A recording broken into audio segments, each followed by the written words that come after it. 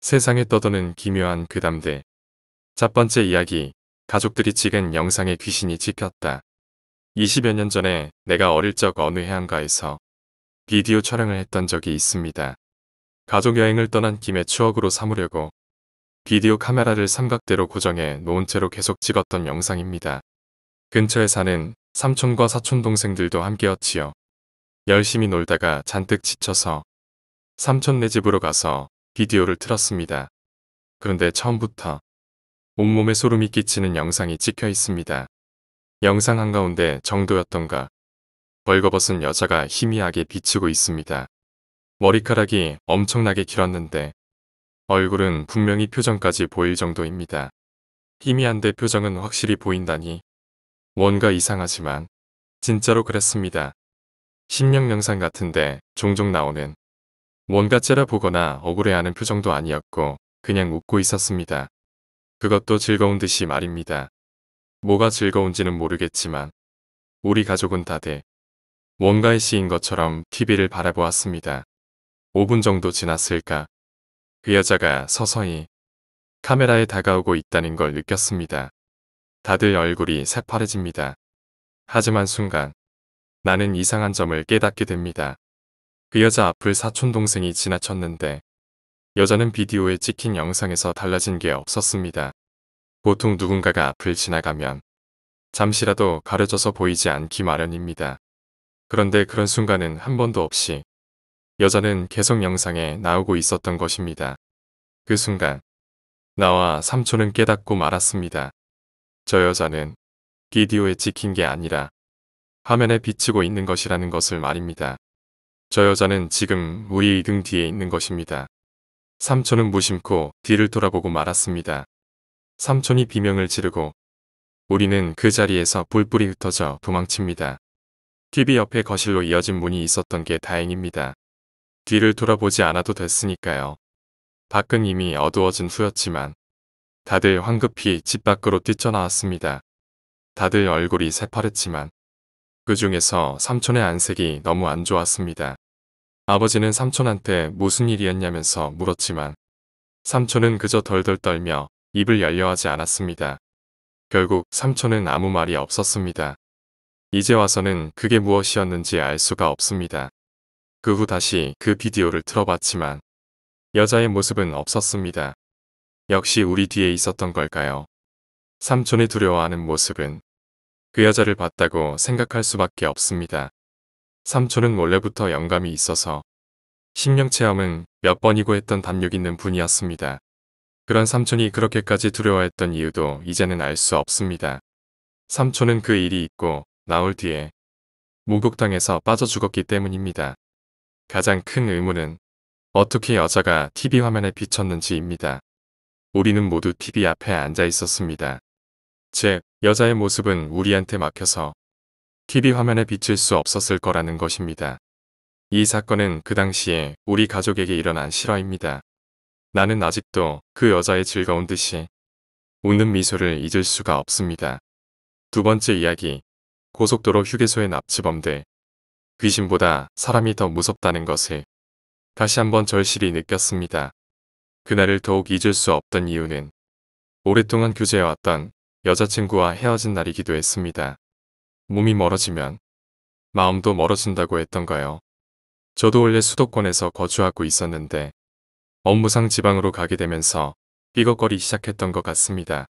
반년을 그렇게 장거리 연애를 하다가 어느 날 그녀에게 다른 남자가 생겼다는 소식을 통보받았습니다. 그래서 그날 바로 일을 마치자마자 초저녁부터 인천으로 향했지요. 운전을 하는 내내 분노에 차올라서 영원히 이별할 것을 다짐하고 또 다짐했습니다. 멀리 떨어진 곳에서 혼자 끙끙 앓을 바에야 직접 만나서 깔끔하게 끝맺음을 지어버리고 싶었습니다. 자정이 다 돼서야 도착했고 그녀와 얘기를 나누다가 자신에게 더 신경을 썼어야 됐다는 둥 적반하장식으로 저를 대하는 그녀의 가증스러운 태도에 저도 모르게 남자로서 여자에게 하면 안 될 짓을 해버렸습니다. 맞습니다. 홧김에 그녀의 얼굴에 손을 댄 것입니다. 다시는 그녀를 보지 않을 생각으로 올라왔던 것이기 때문에 크게 개의치 않았고 한편으로는 후련한 마음도 있었습니다. 그렇게 정신을 차려보니 새벽 늦은 시각. 다음 날도 출근해야 했기에 부랴부랴 다시 차에 몸을 싣고서 지방으로 향하던 때였지요. 들어줄 사람 하나 없었지만 나 홀로 차 안에서 그녀를 향해 하고 싶었던 말을 모두 토해내고 있던 찰나에 계기판에서 무언가 반짝거렸습니다. 아마 장거리를 뛰었으니 진작에 기름이 다 떨어진 것이겠죠. 다음 휴게소까지 거리가 다소 있었지만 이제 기름 보충 표식이 점등되었으니 아직은 충분하다고 생각했습니다. 그렇게 가로등도 없고 차도 없고 이제는 여자친구도 없는 그 고속도로를 혼자 외롭게 달리다가 얼마 지나지 않아서 다음 휴게소에 도착했습니다. 새벽이라 그런지 주차장에 듬성듬성 있는 차 몇 대와 외곽 쪽에 대형 화물차를 제외하고는 아무도 없었습니다. 막상 휴게소에 들어오니 화장실이 급했습니다.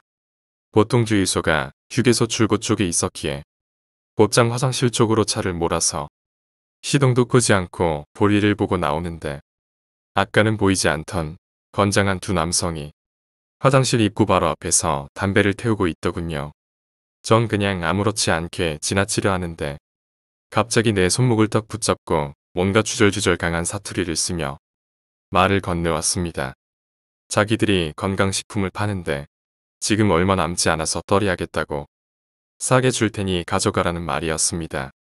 보통이면 표정을 찡그리며 무시하고 갈 상황이더라도 그 남성들의 생김새라든지 풍기는 느낌이 말 그대로 조폭이었기에 집에 어르신들도 없다고 살짝 기죽은 듯이 거절했습니다.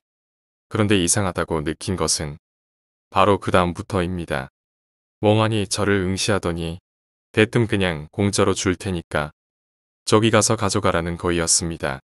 그리고 그 남자가 가리키는 손가락으로 시선을 따라가 보니 언제 세워놨는지 제 차 앞에는 트럭 한 대가 거꾸로 서 있었습니다. 트럭 화물칸에는 냉동 탑차를 어설프게 흉내낸 것처럼 작은 컨테이너를 올려놨는데 입구는 살짝 벌어져 있습니다. 순간 불현듯이 지금 이 상황과 비슷한 인신매매 수법에 대해서 들었던 기억이 떠올랐습니다. 빈 컨테이너 문을 열고 들어가는 순간 그대로 밀어놓고 새 문을 닫아버려 납치하는 저는 등골에 피어오르는 식은땀과 소름 그리고 당혹스러운 표정을 애써 감추며 최대한 기분 상하지 않게 거절하고 서둘러 차로 향했습니다. 그 남성들을 뒤로하고 뛰어가는데 어렴풋이 들리는 나를 향한 욕설 그리고 차를 타기 직전에 벌어진 컨테이너 문틈 사이를 슬쩍 보았는데 어두컴컴해서 아무것도 보이지 않더군요. 그런데 본능적으로 안에는 건강식품이고 뭐고 아무것도 없다는 것을 느낄 수 있었습니다. 저는 운전석에 안착하자마자 정신없이 휴게소를 빠져나왔고 그제야 턱 끝에 맺혀있는 식은땀을 닦아내렸습니다. 심장이 미칠 듯이 두근대었고 손이 바들바들 떨렸습니다. 하필 고속도로에 어떻게 차 한 대가 보이지를 않았습니다. 백미러를 통해 혹시라도 누가 날 따라오는지 계속해서 눈알을 바쁘게 굴려댔습니다. 그런데 또다시 불현듯 떠오르는 무엇이 있습니다. 저는 휴게소에서 시동도 끄지 않고 바로 화장실로 뛰어갔죠. 물론 차 문도 잠그지 않았습니다. 그런데 화장실을 나오니 내 차 앞에 트럭을 세워놨고 아무도 없는 휴게소에서 그 건장한 남성 둘은 마음만 먹으면 충분히 나를 무력으로 제압했을 수도 있었을 텐데 혹시 뒷자리에 누가 웅크린 상태로 타고 있지는 않을까 이런 생각이 들기 시작하니까 마른 짐을 꼴깍 삼키다가 살에 들려 기침이 났습니다.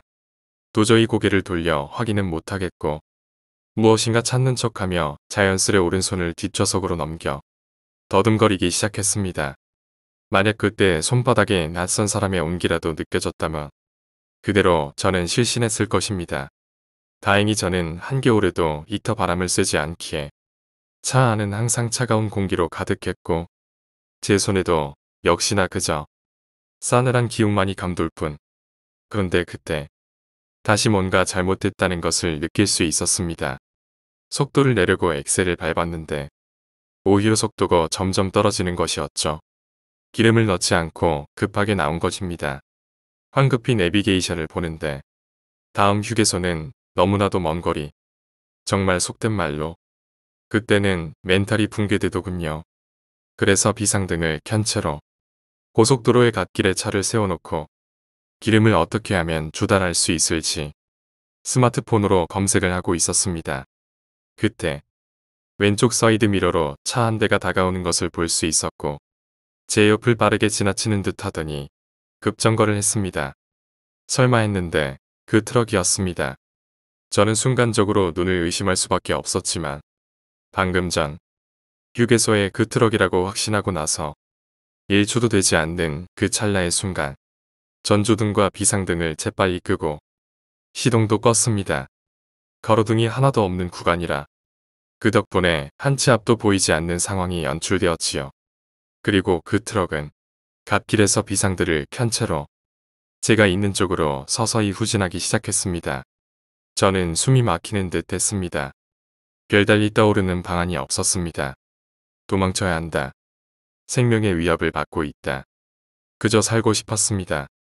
그 와중에 다행스럽게도 그 트럭이 저를 보고 바로 급정거를 했다지만 속도를 엄청 냈던지 저와의 거리가 꽤 된다는 것을 직시한 후 저는 밖으로 나와서 버튼을 눌러 자동차 문을 잠그고 가드레일을 뛰어넘어 곧장 풀밭으로 몸을 숨겼습니다. 그리고 이쯤 되면 저기서 내가 절대 보이지 않겠다 라고 생각되는 곳까지 벗어난 후 앞으로 그들이 어떻게 할지 두려움 반 호기심 반 숨을 죽이고 지켜보았습니다.